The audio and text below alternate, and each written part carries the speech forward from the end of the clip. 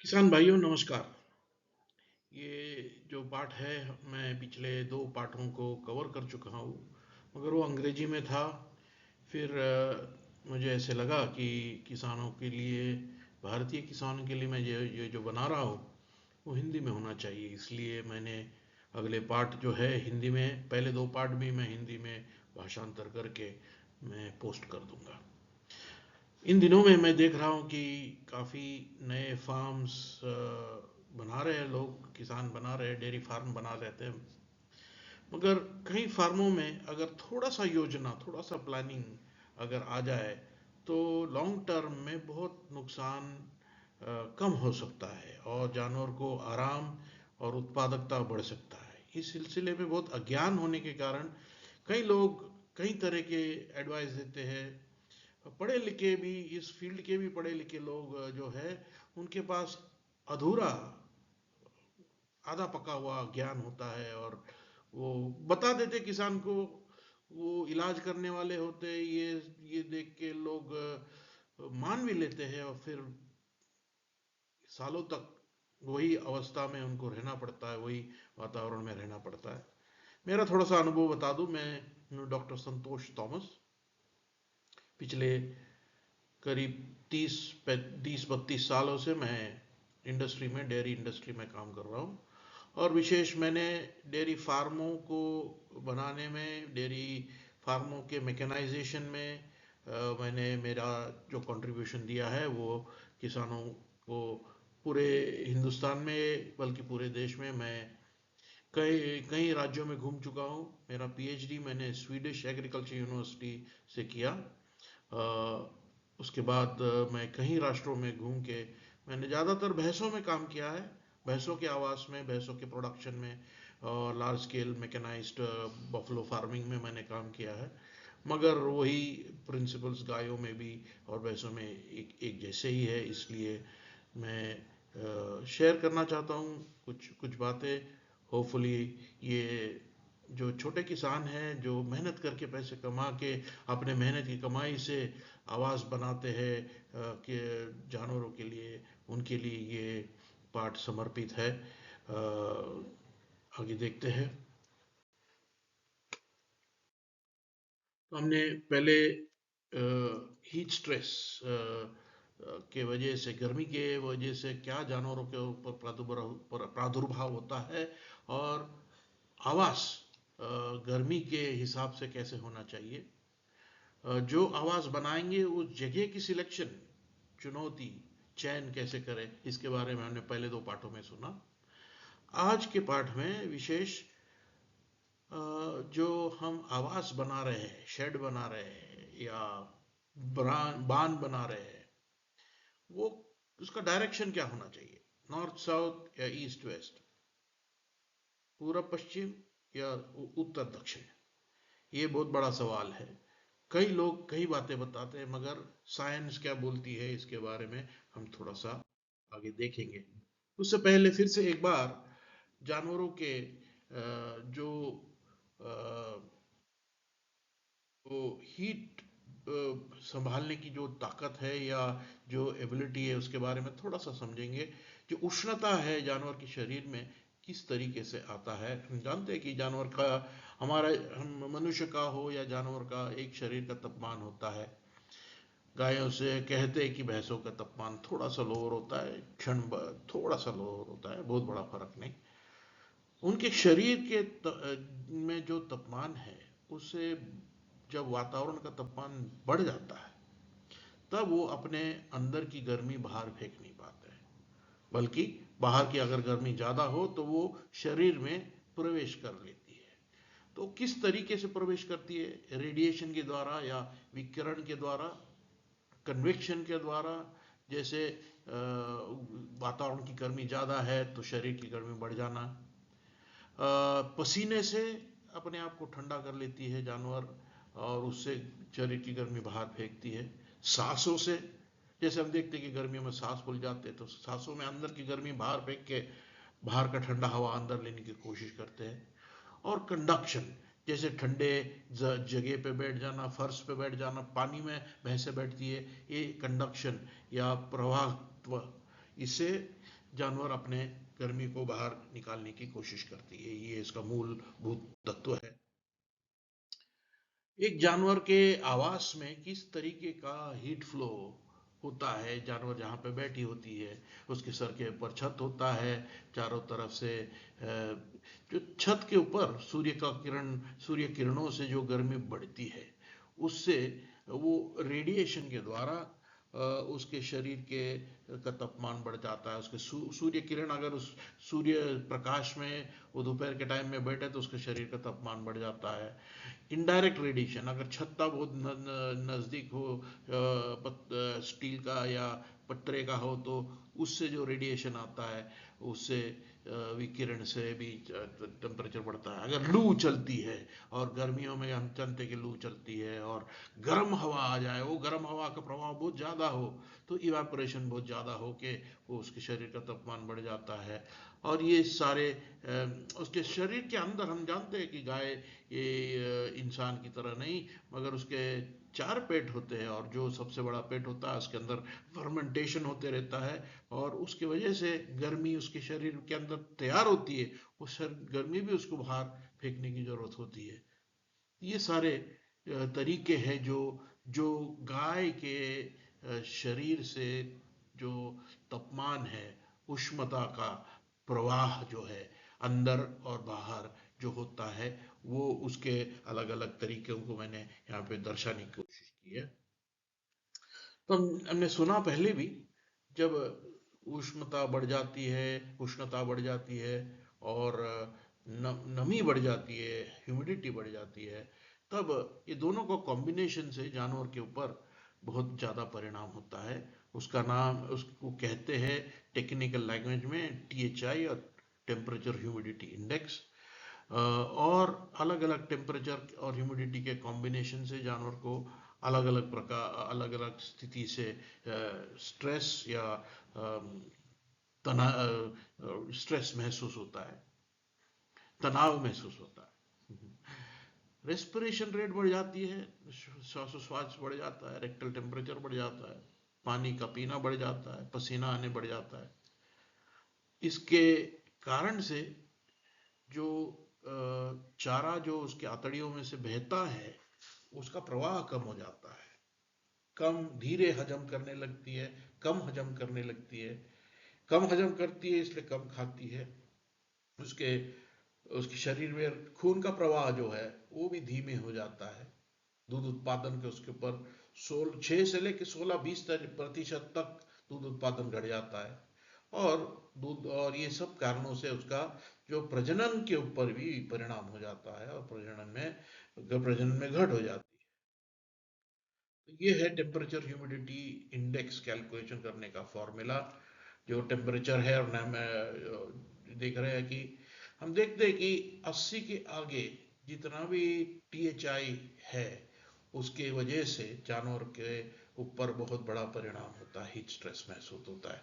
और 85 के आगे बहुत सीवियर हीट स्ट्रेस में जानवर जाती है।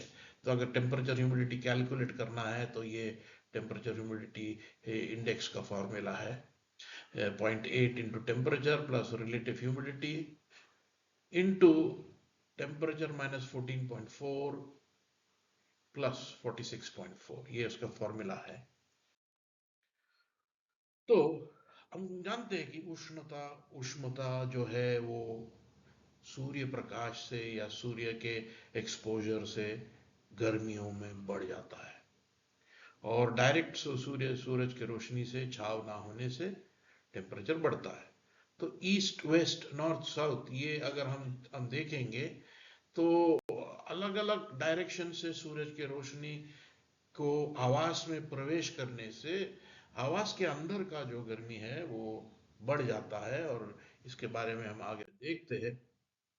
तो गर्मियां जब चरम पे होता है, गर्मियों मार्च अप्रैल मई जून जुलाई इन महीनों में, तब छाया अधिकतम ईस्ट वेस्ट ये डायरेक्शन में मुख्य आवास में, अगर मुख्य आवास ईस्ट वेस्ट डायरेक्शन से हो तो मैक्सिमम छाव ये ईस्ट वेस्ट डायरेक्शन के आवासों में मिलता है। ज़्यादातर ट्रॉपिकल एरियाज में यानी हिंदुस्तान के एरियाज में हम ये देखेंगे कि अगर नॉर्थ साउथ में शेड है तो किस तरीके से उसका परिणाम है देखेंगे। अगर ईस्ट वेस्ट ओरिएंटेशन में है यानी ईस्ट वेस्ट यानी जो है जो पूरब पश्चिम, पूरब से लेके पश्चिम तक जो सूर्य का प्रवाह होता है, उस दिशा में अगर हमने शेड बना दिया तो सूर्य का को रोकथाम के लिए हमने जो छत बनाया है वो छाव जो है मैक्सिमम सर्वाधिक जो है वो ईस्ट वेस्ट डायरेक्शन में मिलता है। और हम जानते हैं कि आवास अलग अलग तरीके का आवास होता है। हिंदुस्तान में भी हम देखते हैं कि मुक्त संचार, गोठा जो मराठी में बोलते हैं, या खुला खुला संचार आवास जो है। तो इसके विपरीत में उत्तर दक्षिण में जो आवास होते हैं वो बरसात वाले क्षेत्रों में ये उपयुक्त है। और बरसात वाले क्षेत्रों में बरसात अंदर आवास में प्रवेश मिनिमम होने के लिए रिकमेंड किया गया है कि ये पूर्व पश्चिम जो आवास है वो बनाए। मगर जहाँ पर बरसात कम है, ज़्यादा से ज़्यादा सूर्य का प्रकाश है, गर्मियाँ हैं, उस स्थिति में ईस्ट वेस्ट आवास हो जाए हिंदुस्तान के लिए। ये छोटा सा उदाहरण हमने एक किताब से निकाला है। आप देखेंगे कि अलग अलग समय में दिसंबर से लेके जून महीने तक हम देखेंगे कि 10 डिग्री साउथ यानी 10 डिग्री दक्षिण अक्षन जो लैटिट्यूड है उसमें हम देखते हैं कि मैक्सिमम गर्मियों में आवास को अगर ईस्ट वेस्ट डायरेक्शन में आवास हो तो मैक्सिमम छाव मिल सकता है और आवास के अंदर छाव मिल सकता है। हाल ही में मैं कुछ नए फार्मों में गया था जो कुछ स्कीमों में उन्होंने फार्म बनाए हैं। तो वहाँ खड़े खड़े मैं दोपहर के 3 बजे 4 बजे पहुँच गया था वहाँ पे, और मैंने देखा तो इन्होंने आवास जो है नॉर्थ साउथ डायरेक्शन में बनाया था।